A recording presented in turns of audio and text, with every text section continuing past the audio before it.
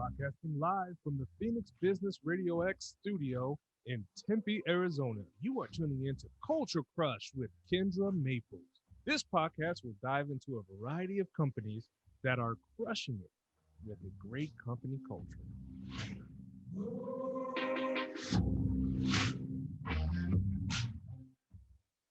Hi, everyone, and welcome to another episode of Culture Crush. On this podcast, we focus on everything surrounding businesses with good company culture.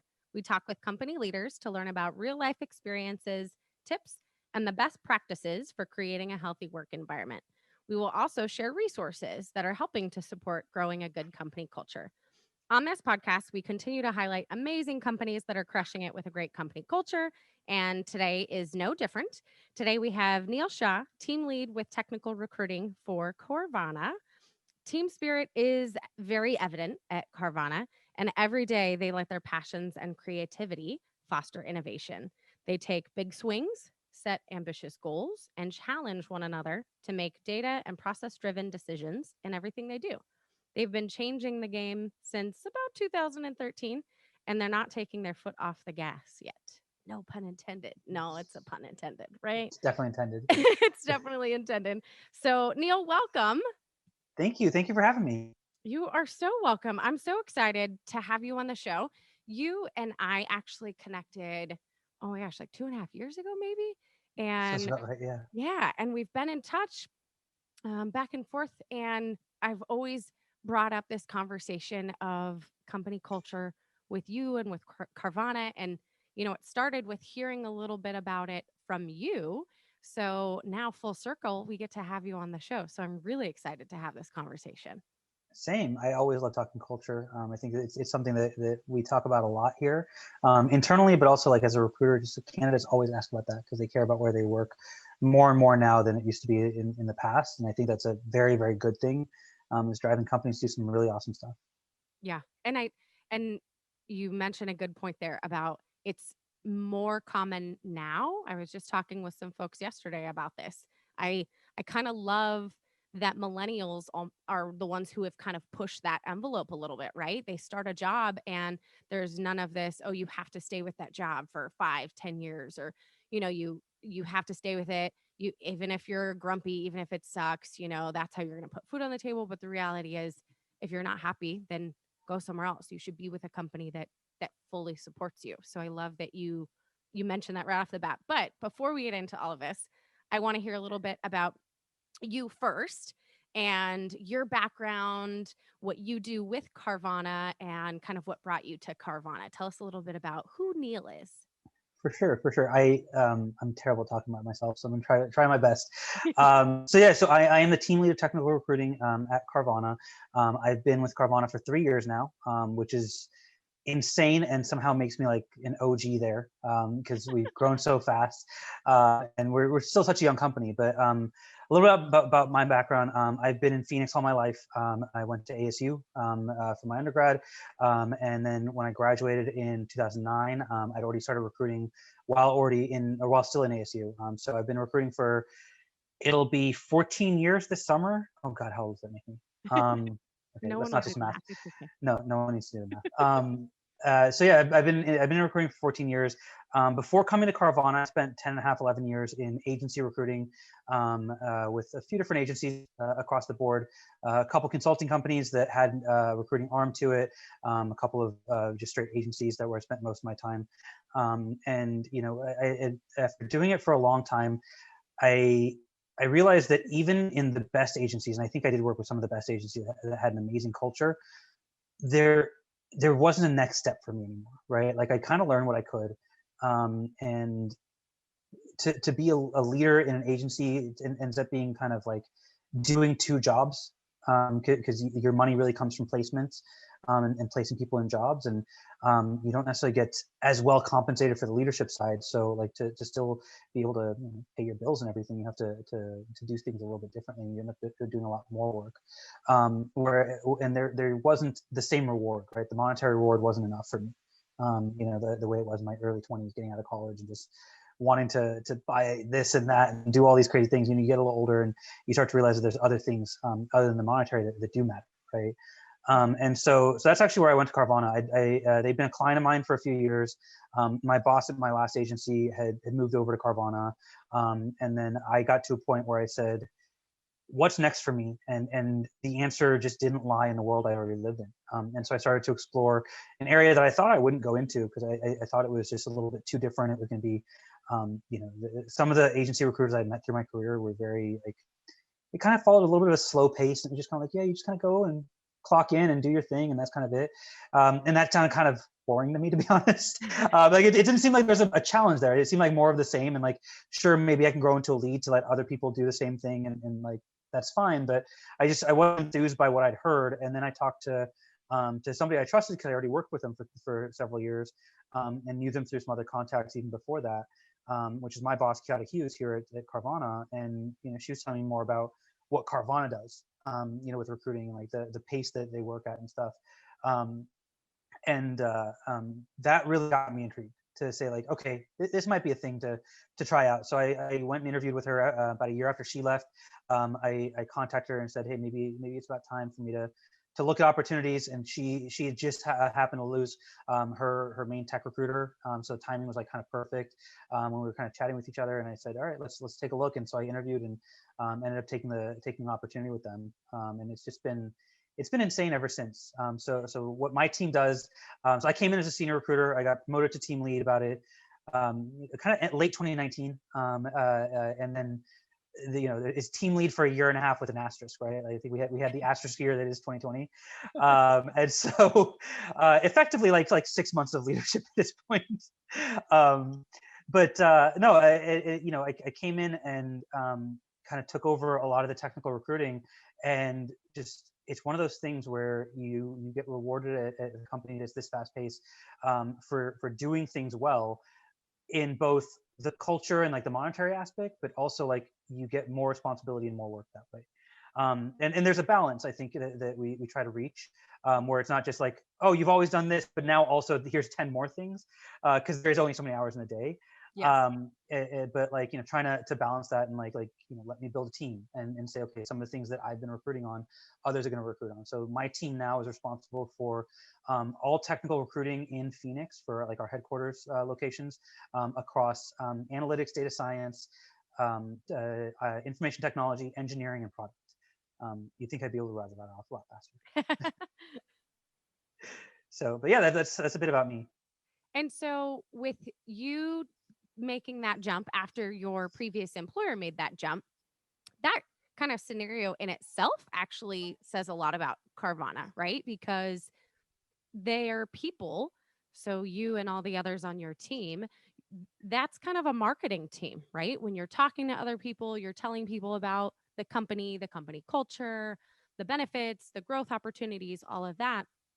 Internal employees are a beneficial marketing situation for companies. So it's beneficial for companies to grow a good company culture, because in the end, it's going to save dollars in the long run, right? You're saving on marketing, you're saving on recruiting, you're saving on retention when all of that is connected, and you've got these current staff telling others and bringing others on board. So your previous employer was able to kind of fill you in, but I'm curious if you happen to know why she took that jump.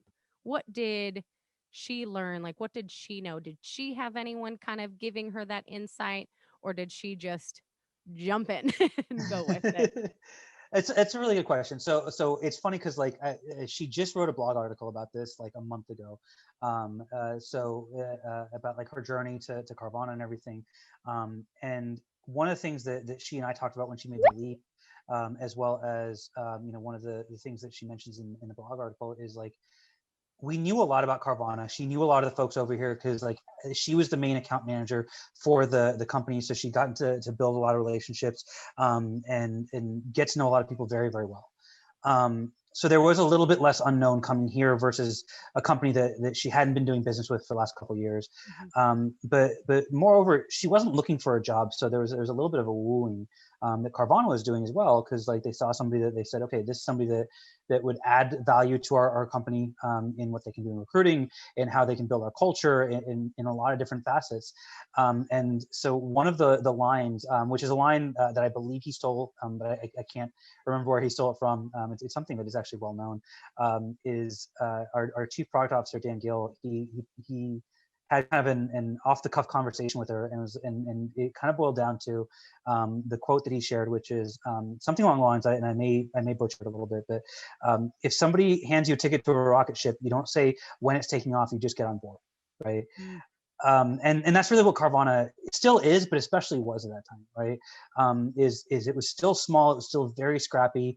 It hadn't really proven that it was going to succeed yet, but it had enough behind it to say, there's a really good chance of us succeeding, right? We're not some early Series A or pre-funding startup that like may or may not be able to pay the bill tomorrow. Like we have enough in the bank to say that we have a track record to pull from, and like enough to pay our people. And there is a high likeliness that this can succeed.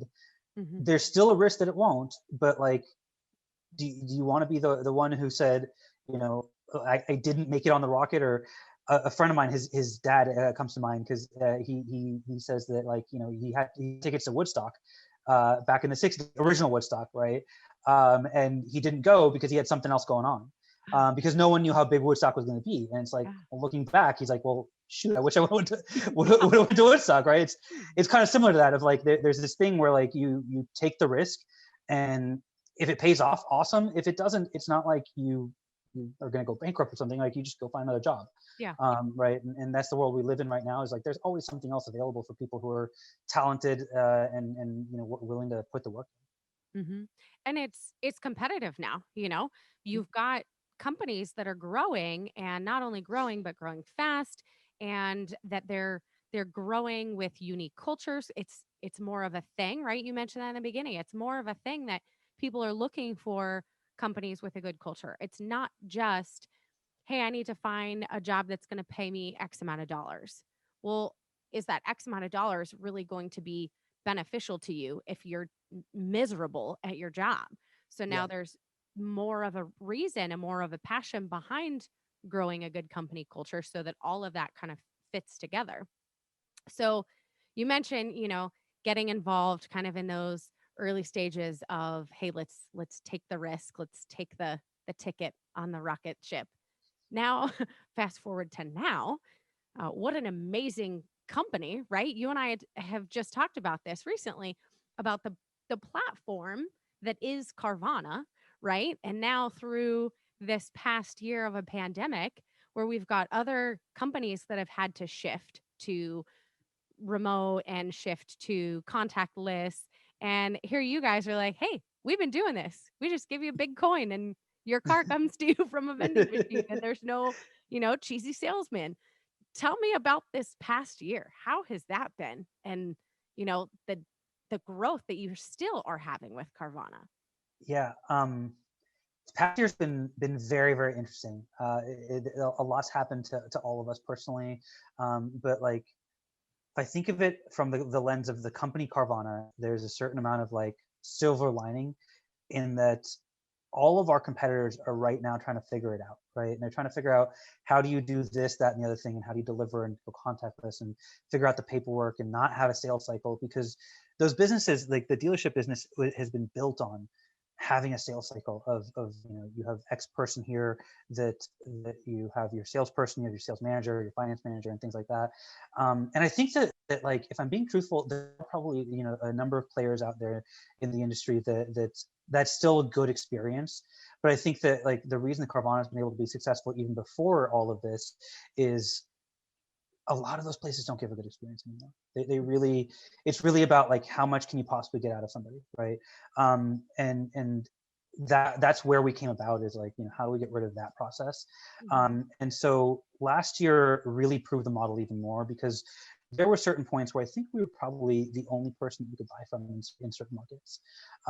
And our goal, you know, going into that, was basically, We hit March and the world exploded or imploded, I guess, really, right? And we all went inside. And so the very first thing that we worried about was, what about our people? And I think that's the most impactful thing, for me, is we had to make some hard choices. We were lucky enough not to lay off, but we had to make some other hard choices as far as like number of hours and things like that. And one thing that our CEO actually doesn't like to talk about is, we came together with with what we call the We're All in This Together Fund.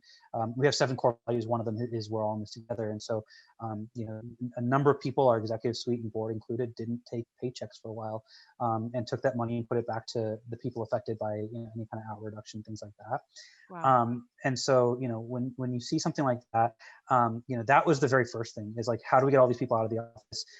Our IT people and my department as well, I was part of this to a very minor extent. There's a lot of other people that were doing much, much more than I was. I was just trying to help liaison a little bit, take some of the weight off of other people's shoulders, of like, how are we getting all these folks out of the office, right? We don't know how long it's for, but how are we getting them out of here? And there's technical issues, and there's there's equipment issues, and all these different things. We got everyone that we possibly could, anyone that could do their job from anywhere else, even though historically we never thought of that as being a possibility, was out of the office within 3 weeks. And that's including at the time, probably 1,800 person call center, plus all of our back office employees, any of our market operations, like it just across the company, we moved thousands of people without having a pre-existing game plan, because we hadn't had to do it before, to go remote. So And like, you I said think within how long? What was that time frame? 3 weeks. Sheesh. Yeah. And like that included getting equipment for all of them, because a lot of us work off of laptops, but like for our call center and stuff, you don't need a laptop necessarily, because you have to be at the phone and everything. So we had to figure out, okay, we can't send the phones home to everybody, because not everyone has like Ethernet off of their house and stuff, right? Yep. So like, how do we get soft phones going? How do we get a meaningful experience for them? How do we get a setup that has the monitors and the keyboard and everything, so that they can put everything on display the way they're used to, so they can still take care of our customers, right? And then we tried to figure out what happens to the business, right? And like, what we found is like, the business took a big hit at first, just like everybody did, because the first like month of COVID, everyone hunkered down. No one did anything, right? I think the only businesses making any money at that point were probably grocery stores and things like that, where you were trying to get all your provisions to last for in your bunker, kind of mentality. And so from there, like, once the smoke cleared a little bit, or the dust settled a little bit from the initial shock, it was a big boon actually to us. Like, we grew tremendously, and really started to get a lot of folks coming in saying, like, we don't have another outlet to be able to purchase a vehicle. And then what was even more important is like the internal communication around that was, we're going to get this big boon because we have a lot of people that are getting stimulus checks. We have a lot of people who still need to buy vehicles in markets that can't buy them. We have all of this kind of perfect storm of people willing to spend on a vehicle. Now we got to convert that to not just they bought a car from us, but they loved us, right? And so that culture has to exude outward for us through our customer service. And one of the things, one of the only metrics that has been consistently talked about in our like regular all hands meetings by our CEOs, our NPS score. And like, every time that thing dips even like one little point, he's like, what are we doing to make this better? Why isn't this right? And around that conversation is also, why do our people not feel enabled to give the right experience, right? And what do we need to do to take care of them so they can take care of others, right?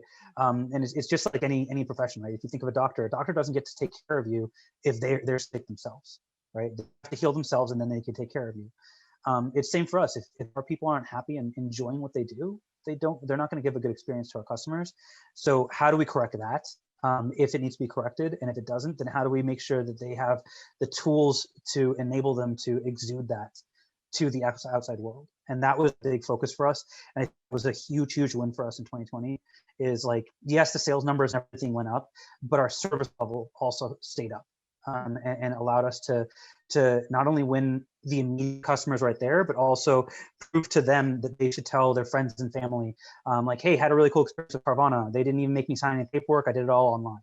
Right. Because we wanted to go completely contactless.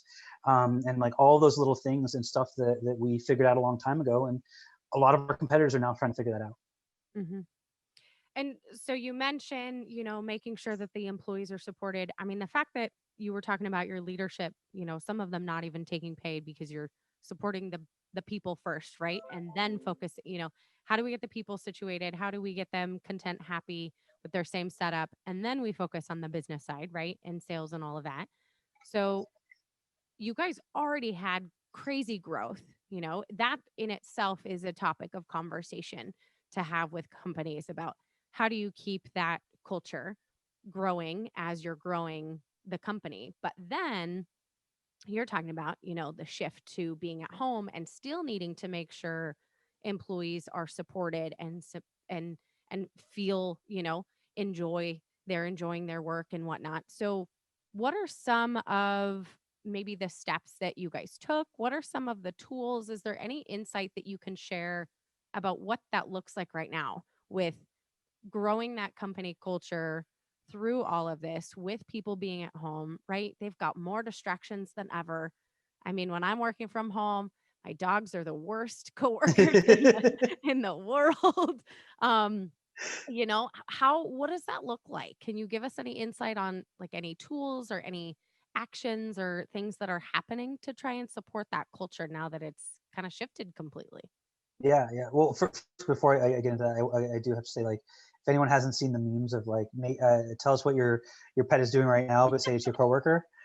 You know, my coworker is napping on the floor next to my desk right now, right? Like, Nice. those went a long way for a little bit. Nice. If I wasn't in the studio right now, you would probably hear one of my coworkers whining in the background. So, Yeah.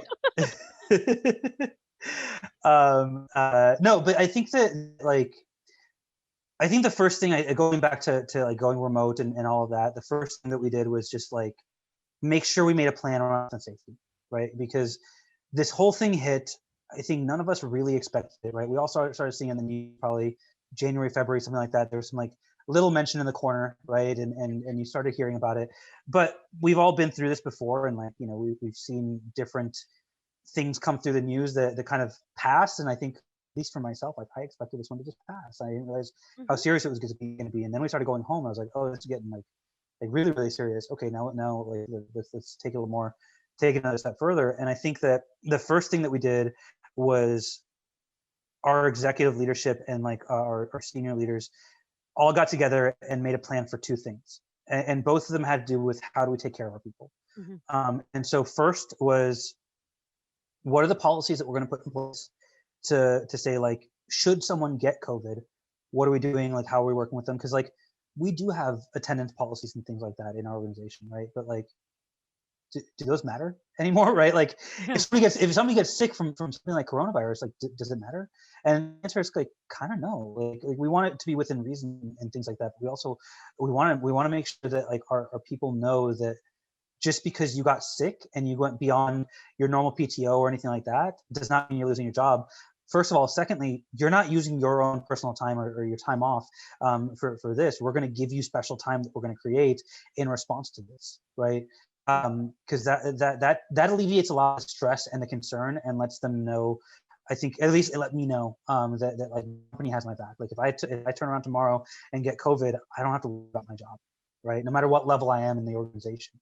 mhm, So I think there was that side. The other side of what they did is you have to preserve the business, because there's another thing to come back to. Then you kind of we kill everybody anyways, right? And so creating things like that weight fund and putting those things in place to say, like, your job is safe. We're going to make sure that, like, one of the things that we did is anybody affected by an hour reduction had medical insurance the entire time.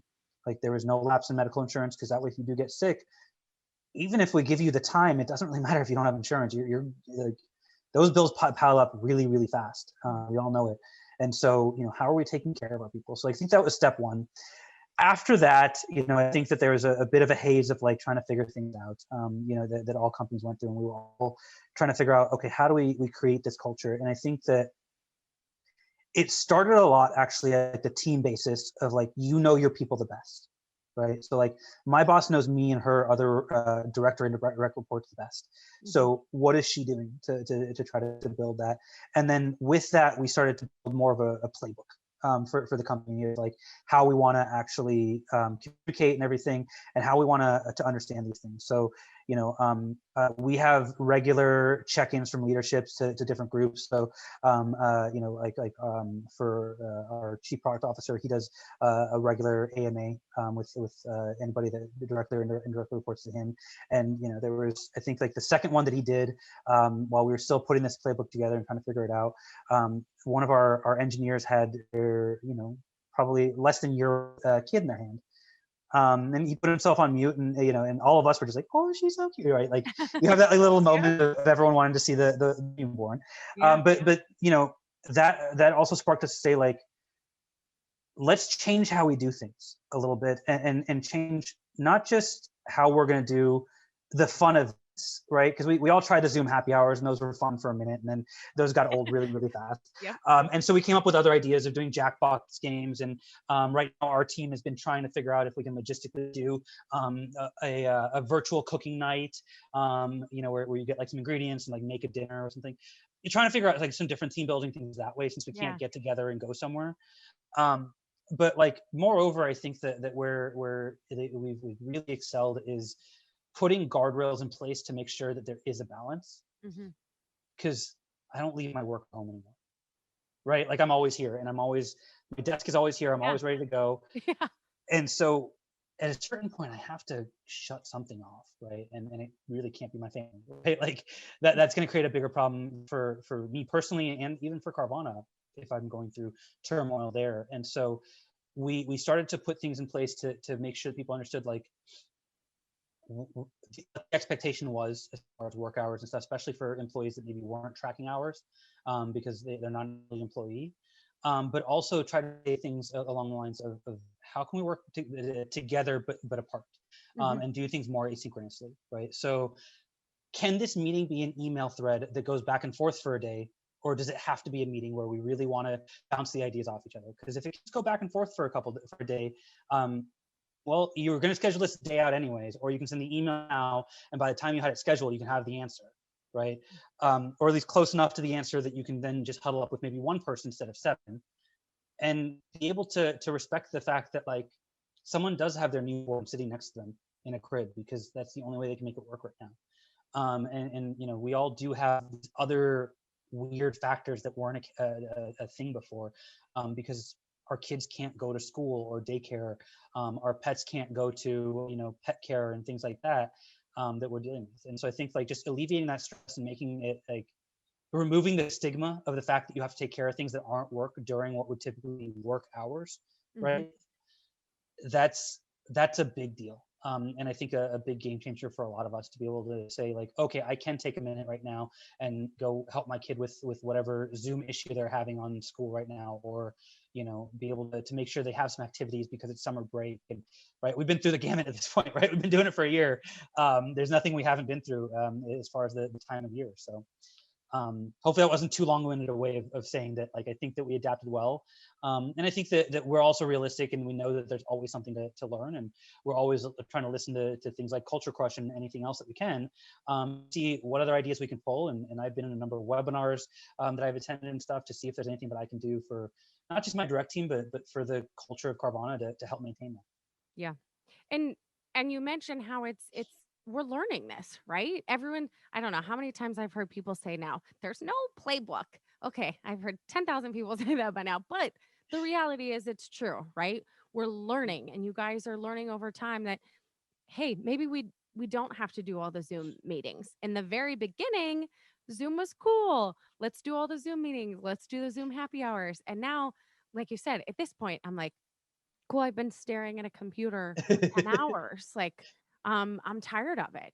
One of the things that I've been trying to do with some volunteers for I am on the leadership team for Conscious Capitalism Arizona, and with some of my volunteer calls that I have to do, just normal check-ins that I do with them, I've tried to kind of put it towards the end of the day and say, "Hey, let's do a walk.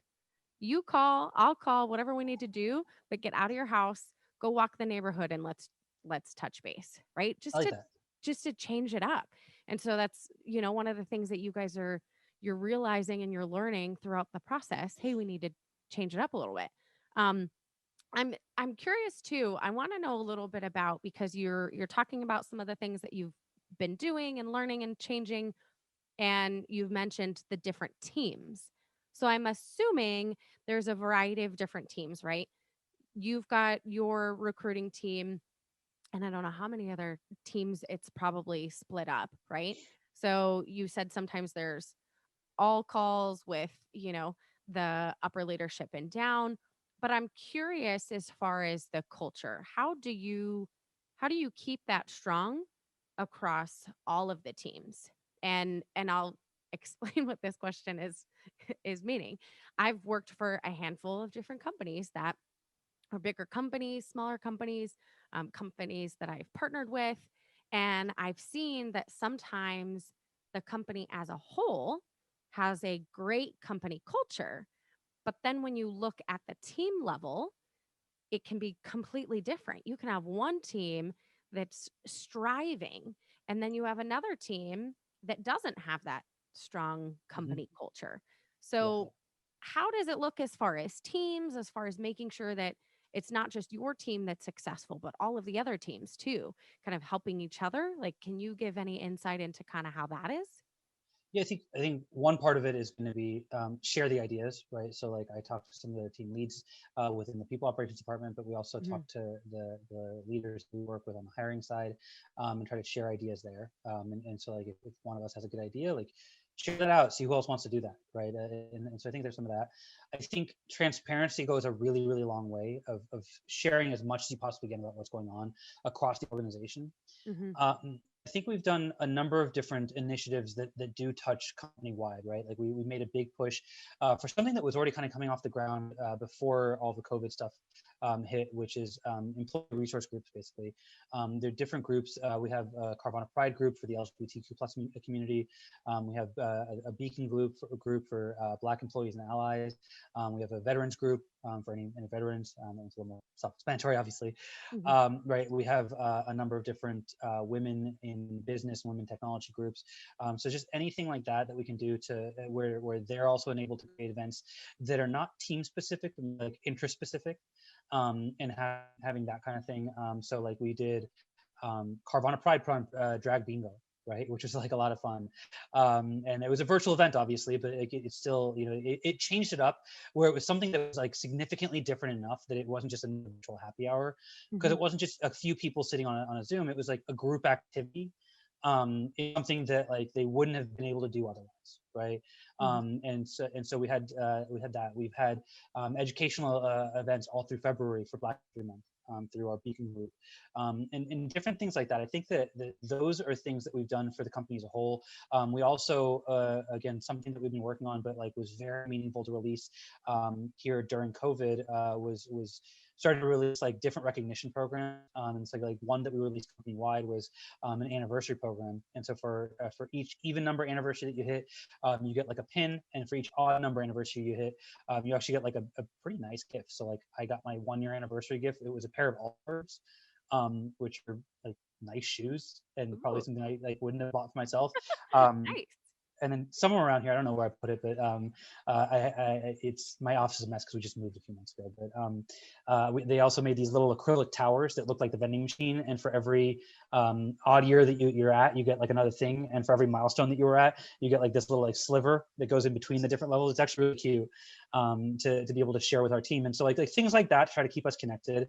And I think that also like in our leadership meetings, there is direct like there's a directive basically to say like we don't know each of your teams well enough to say like this one activity is good for everybody, Mhm. right? Like and I don't think that even if we're in the office, that necessarily exists completely. I think there's some things that you can do in an office setting that you can't do now. Like we've done like popcorn carts, or we've actually had puppy adoption companies come out and like bring just puppies to play with, that we do out outside the building and stuff, Oh, good. and That's things like that.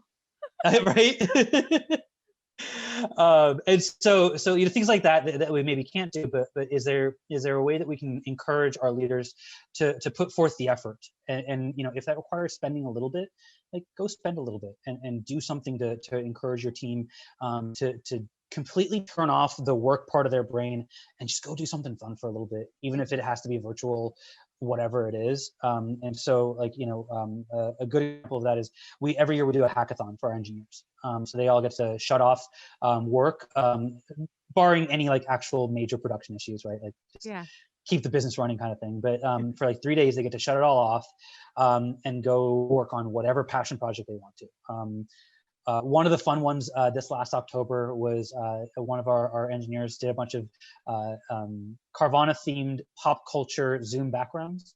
So you had like a Mandalorian, a Scooby-Doo, and like he somehow worked Carvana in there. There's a Game of Thrones one, right? Like all that kind of stuff. And so with that, they also did a bunch of other side events with it where like every day at 3, they do a Jackbox event, which I don't know if you've seen Jackbox, but it's an online gaming platform. It's actually a lot of fun. They have, you buy packs of games and they're all party games that you can do with the computer. Okay. So some of them are like murder mystery. One of the ones that we did, oh God, what did we do? We did kind of like one of those word scrambler things, but there's a competition there too. And so it's healthy competition with your coworkers where no one's going to get like upset and trying to flip a table. But like someone gets a little bit of bragging rights for like half a minute, right? Until you move on to the next round. Yeah. And I think some teams even did like some like small prizes and stuff like that. So just doing things like that, try to keep it interesting, I think is where the leadership came in and said, like, try to enable everybody to allow them to do that. Cause I think it's one of those things where you're trying to sit here thinking of, especially last year when we were like, okay, what's going to happen? Like, especially going to summer and stuff where everyone was a little bit like, the sky is falling. Yeah. Excuse me. Cause it really did feel like that. Reminding people that like, hey, sky's not falling. Things are weird right now. And we got to get through this, but like, let's take care of the people that got us here. Because they're the ones that we're going to need to get us out of here too. And so I think that just having that communication from the top down and communicating the updates on the company on a regular basis is really helpful. And just needing to be so creative because you're missing that piece of that in-person interaction, right? Like you were talking about a lot of the things that were taking place in person. You can't do that anymore. So you have to be creative and develop new ideas. And tell me about, because I think we've talked about this before, even the setup when you're in person at Carvana is very like relaxed and fun and unique, right? And so now everyone's at their own house and needing to kind of have that feel. What does it look like as far as a timeline? Do you guys even have a timeline of when you're going to go back one day? Or, I mean, I don't think anyone really has a timeline, but what does that look like? The goal is to get back in the office, right? And build and kind of get back to the culture that we had and with the culture, the events and stuff that happened with that. I think that the culture hasn't been lost necessarily, but the events and some of that interaction that we can't do has been lost a little bit in some ways. And that's just the like physical inability to do it because we're all working from 10,000 different homes, right? And so getting that back is definitely on the list. I wouldn't say we have a specific timeline. I think that like the goal is to make sure that we, the flip side of it is like, there was a concern, I think, for myself and for others at a certain point, earlier on, where it's like, am I just gonna have to go back one day, or like, what's gonna happen? Like, my kid doesn't have childcare right now. Like, I've got a 9-year-old. Like, I can't just leave her here, right? Like, it's hugely irresponsible. That's a case for a lot of people right now. Yeah. Right? This debacle of, well, I can't go back to work in person because my kid's not going back to person in school. Yeah. And so I think that like some of that was also, it led us kind of late last year or getting into like Q3, Q4 last year to say, okay, we're going to start to create a little more structure around this and like guarantee a certain time period of notice that you'll have to be able to get things in order. Right. And then, work with your leadership as needed. And that way, like, and our goal has always been after things were like very, very settled. Right. So it's not like, well, numbers kind of came down a little bit. Arizona's opening. Let's go for it. Like we all saw that happen, 6 months ago when things kind of opened up and then they all had to shut back down and stuff. And so we're trying not to make it that roller coaster of like in and out, in and out. Yep. And so part of it is wait till CDC, WHO, we have doctors that we contract with and consult with, all are in agreement that like it is now safe. It is very unlikely for us to have to pull back out of the office again, right? And then put people back in the office. And then when you do, give them the notice needed, right? So I think we either wanted to give 2 or 3 months, but plenty of notice to say, if we're open, that means that schools and childcare are open as well, because CDC has opened up enough that those things would have been open as well. And like, let's say your specific childcare center has been closed down because of funding and COVID and whatever else. You have 2 months to figure it out, right? That's enough time for you to go research and call some places, do some interviews, whatever you need to do to go get that taken care of for your kids, right? So I think that's kind of the rough timeline. Right, it's more of like how much notice we want to give than an actual date. It's hard to say an actual date because the numbers keep doing the whole roller coaster up and down thing. Oh yeah. That we've all kind of been like, opening in a tab somewhere in Chrome and just click on it every once in a while when we want to stress ourselves out.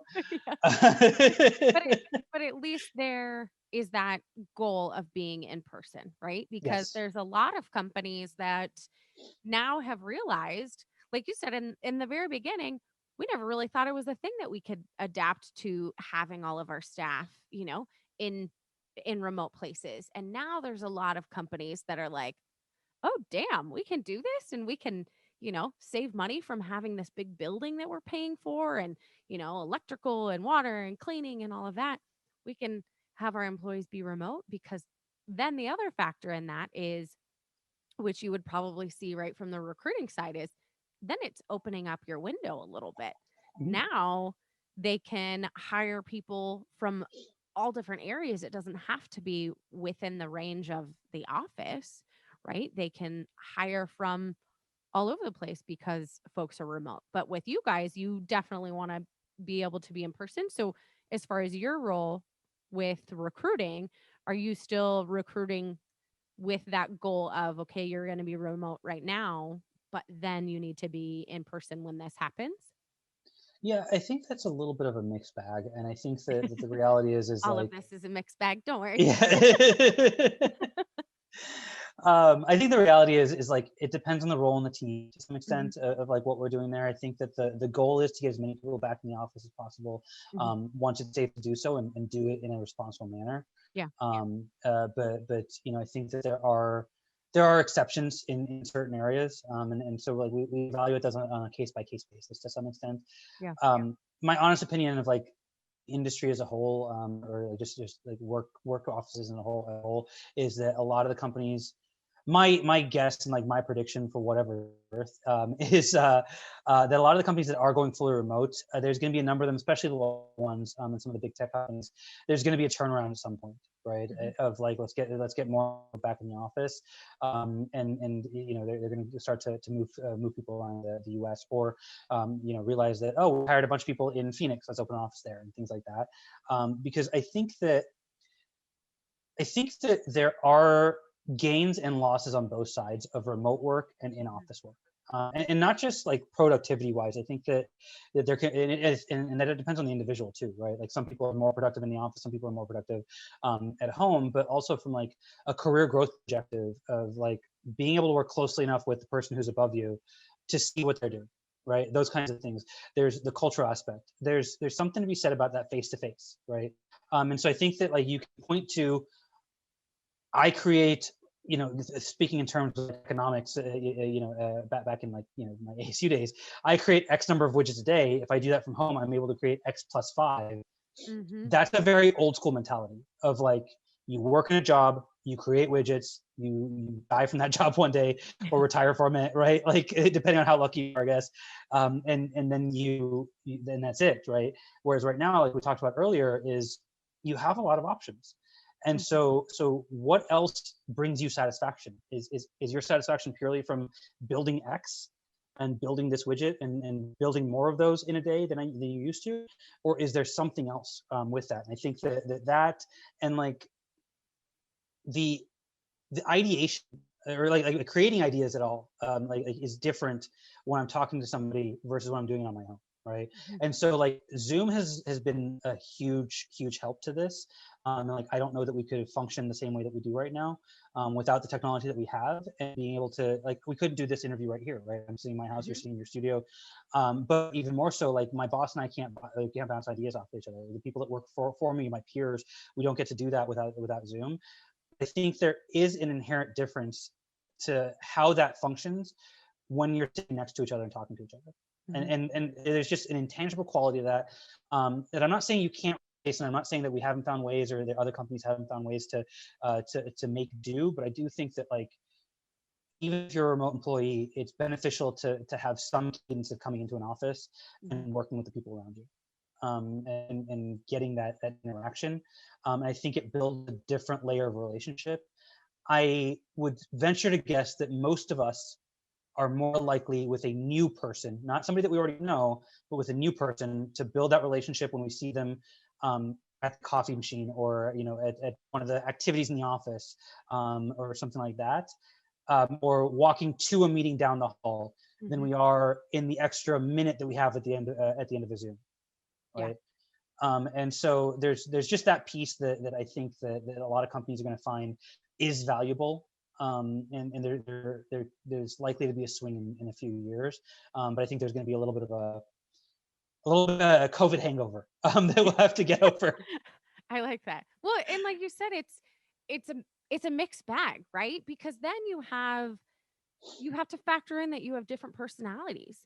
You have Mhm. some people that are totally content making those widgets at home, making 5 more widgets than they did before, not having the person next door come and interrupt them during the day. They're just focused on that task at home.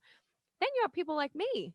I'm like, okay, can I go see people yet? Can I go to coffee meetings yet? Like, how Right. can how can I get out of my house and not talk to my dogs all day? Like, you've got people that like me that I'm fueled by the interactions that I have with other people.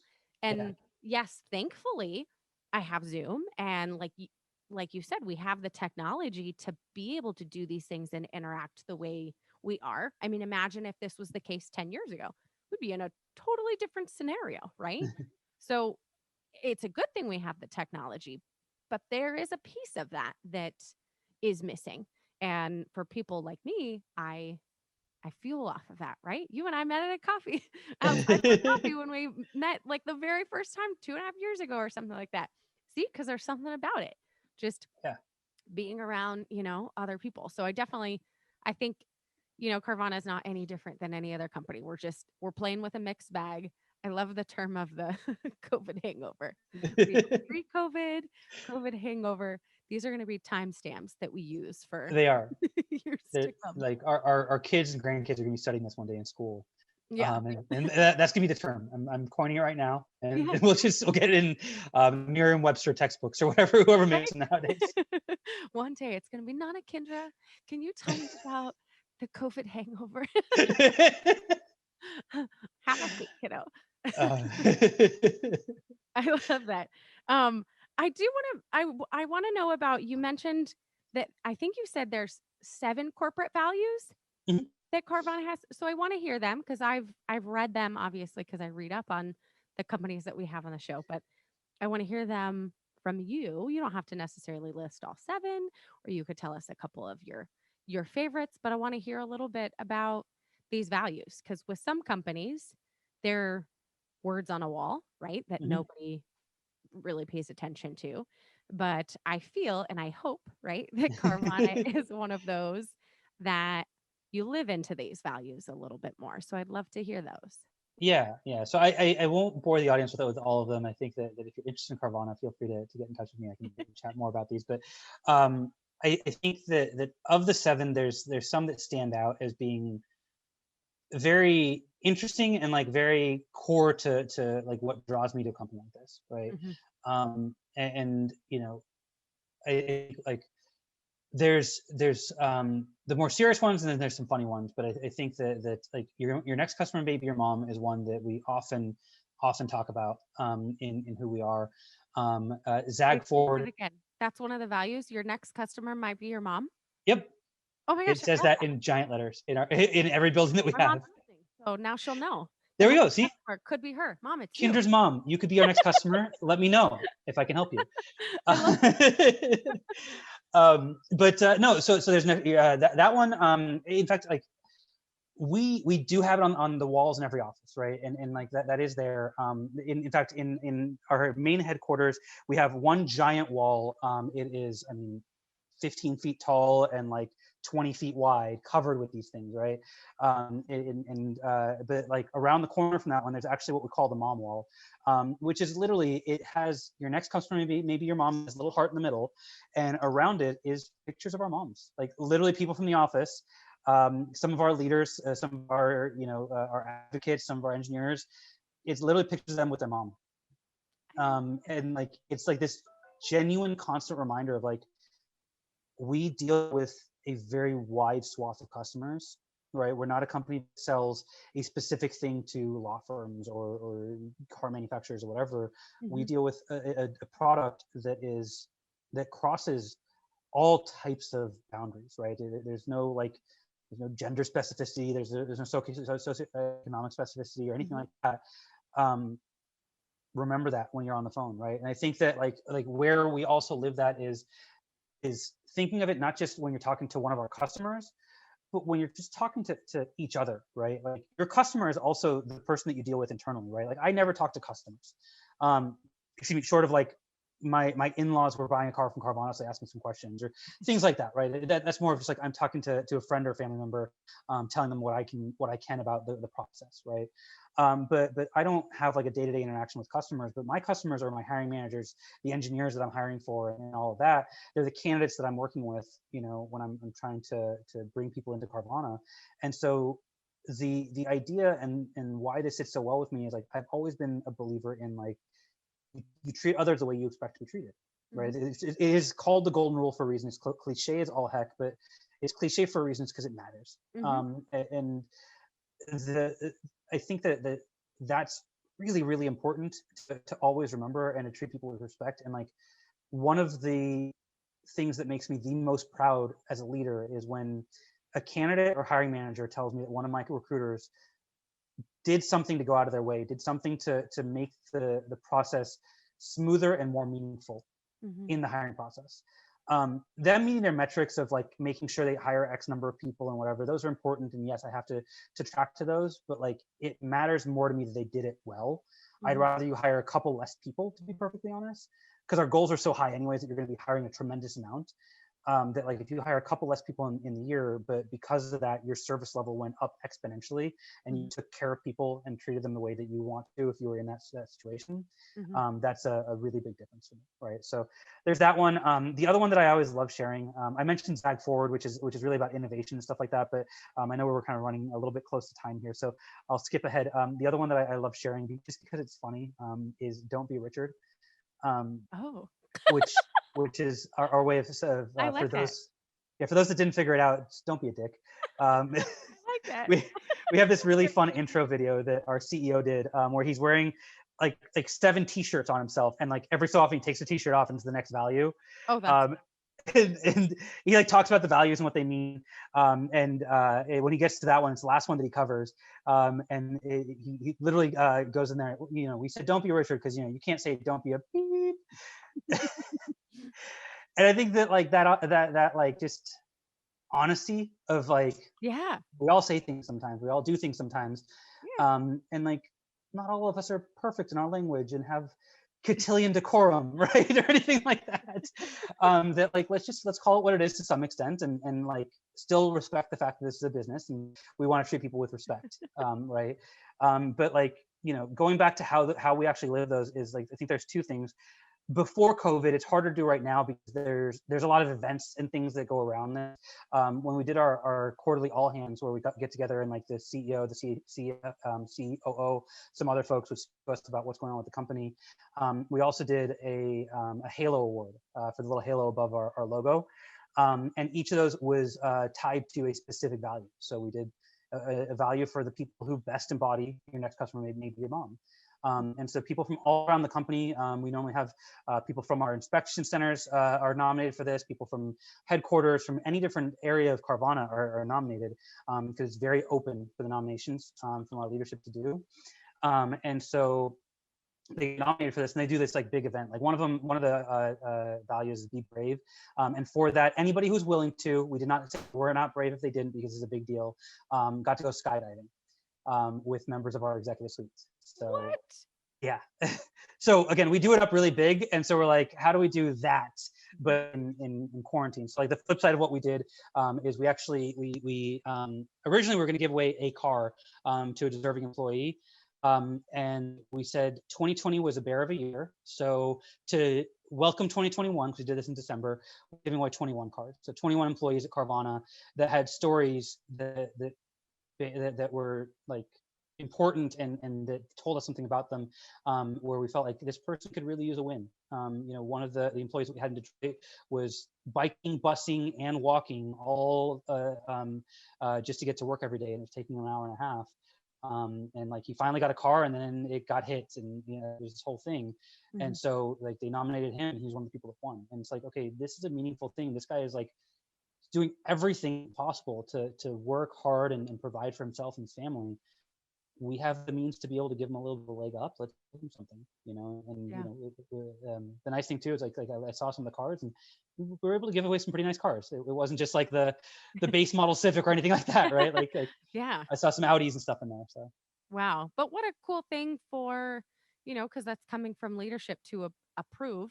That's a Mhm. lot of money, right? 21 cars. But for leadership to put something together to be able to recognize the need with their employees and a way to give back, Yeah. I love that. I absolutely love that. And I absolutely love the mom wall. So when you go back in the office, I need to see a picture of the mom wall. I love All it. right, perfect. I'll see if I still have one on my phone from before. I love it. Before we start to wrap up, I do have one last question that I always ask my guests that are on the show. And we've kind of hit pieces of this a little bit, but to kind of wrap it all together, if you could take all of these things that we talked about with the company culture at Carvana, if you had to wrap it into one single word, I mean, if you can, what would what would it be? Well, we've all seen how verbose I am, so one single word is always hard. But I think that the one that really comes to mind above everything else that I do generally share with candidates about collaboration and education, growth, and everything is authentic or authenticity, right? It is it is very very important for us to have everyone come as they are, Mhm. and be themselves. And I, without sharing too much because there's some personal stories in here, I will say that like through some of the community Slack channels and stuff, I have seen some people share some very amazing stories of not being able to be themselves in a lot of different ways. Some probably a lot more impactful than others, to themselves, through their lives, through their professional experience and stuff. And the fact that they can come here and dress like they want and be who they want and talk how they want, and there is no judgment. And that is a very very important piece of who we are, and something that if I was ever to leave Carvana, it would be like number one with a bullet on my list, is finding a place that allows people to be their authentic selves. Mhm. Because if you're spending all this time pretending to be something that you're not, part of your emotional and mental energy is going to something that is not what we want you to do here, right? Mhm. And that's just such a waste. It really is. It's such a waste, and it's kind of an insult to those people that have to hide part of who they are, and we've all done that to some extent in our lives. Mhm. But the bigger that piece of yourself is that you're hiding from others, the more you're not able to give that part of yourself to everyone around you and to yourself, to focus on the things that matter to you, whether it's your work or your personal life. It takes a lot out of you, and it's very draining. I think that sits more important with me than anything else. As much as I've learned, as much as I can rely on people here, the fact that I can be completely 100% who I am and never fear judgment here, Mhm. and that so many other people that have probably had much harder past stories than I have are able to do that as well. That means a lot. And that's huge, especially now. I mean, we're remote. We don't have the opportunity to connect with people as much. And how easy right now, right, to put on whatever image you need to on a quick Hmm. Zoom call. But to be able to actually keep that authenticity outside of that quick Zoom call and, like you said, allow people to truly be themselves, I mean, that in itself is helping their mental health, right? In all of this. So I love that your word is authentic. So thank you for sharing that. And and Neil, thank you for just being on here. I'm so excited. I'm always amazed when all of a sudden Karen, our producer, holds up a little note card that says 10 minutes left. I'm like, oh, I'm like, how'd that happen? So I No, absolutely, yeah, thank you both for having me. This has been a blast. I really appreciate what you all are doing, and I'm looking forward to hearing some more of these from other companies and stuff. Because I think that there's so many good ideas out there, and I love that we have an avenue to share all these things. Because I don't think that I think that sharing these things doesn't take away from, oh, you've shared the secret sauce of what makes a company. It's making everybody's world a little better. yeah. And there's not just one way to make the secret sauce, right? Yeah, Every company that is crushing that good culture, they're doing it different. And the way that they're doing it sometimes doesn't fit other companies. So you have to share those different sauces, right? And learn how it will work with your specific industry and your specific company. And then, we're sharing more resources on the podcast as well. So how are other ways and what are other tools that companies can use to actually help their culture grow even more? So I love having you on. Thank you for the conversation. Real quick before we do close up, will you please let our listeners know how they can reach you? yeah. LinkedIn is normally the best. So Neil Shah on LinkedIn. You can search Neil Shah Carvana because my name's common enough that it could get a little bit of a rabbit hole to find me. But yeah, connect with me on LinkedIn, and I'm happy to chat and share anything I can. Awesome. Well, thank you again, Neil, for being on.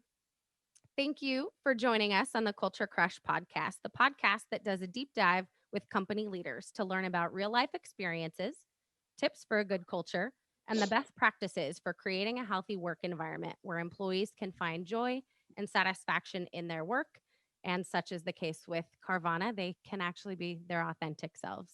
We have some amazing companies to highlight in the upcoming months. Next Monday, we actually have Peak Fleet, tongue twister, and Source Global Water. They'll be talking about values, alignment, and disalignment.